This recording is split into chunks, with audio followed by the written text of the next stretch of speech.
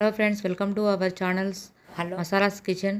ఈరోజు నేను ఎగ్ బజ్జీ చేయబోతున్నాను. 3 ఎగ్స్ ఉడకబెట్టి పక్కన పెట్టేసుకున్నాను. 1 కప్పు శనగపిండి తీసుకున్నాను. అలాగే 2 టేబుల్ స్పూన్ రైస్ ఫ్లోర్ తీసుకున్నాను. అందులోకి 1 స్పూను ధనియా పౌడర్ వేసాను.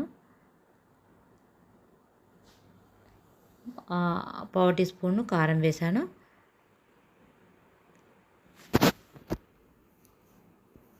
పావు టీ స్పూన్ పసుపు,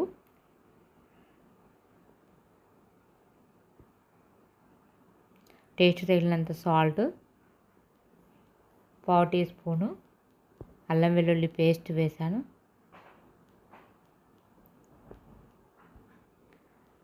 ఒక చిటికెడు పావు టీ స్పూన్ వంట సోడా వేసాను. ఇవన్నీ మనం మంచిగా కలుపుకుందాము. కలుపుకొని వాటర్ కొంచెం వాటర్ యాడ్ చేసుకుంటూ బజ్జీ పిండిలాగా కలుపుకోవాలి. బజ్జీ పిండిలాగా కలుపుకొని పక్కన పెట్టేసుకొని ఇప్పుడు మనం ఎగ్స్ పెట్టుకున్నాం కదా, ఆ ఎగ్స్ మధ్యలోకి కట్ చేసుకోవాలి. అన్ని ఎగ్గులను ఇలానే మధ్యలో కట్ చేసుకొని ప్లేట్లో పెట్టేసుకొని ఇప్పుడు స్టవ్ ఆన్ చేసి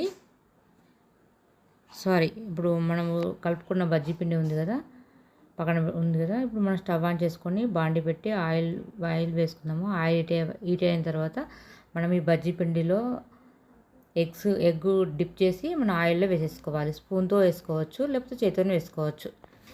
యువర్ చాయిస్. బిగినర్స్కి అయితే కొంచెం స్పూన్తో వేసుకుంటే ఈజీగా ఉంటుంది.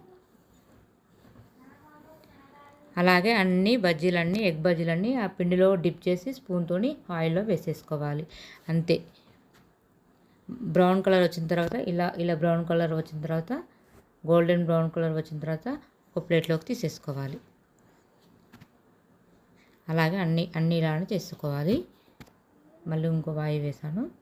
అన్నీ ఇలానే చేసుకొని ఒక ప్లేట్లోకి తీసుకుంటున్నాను.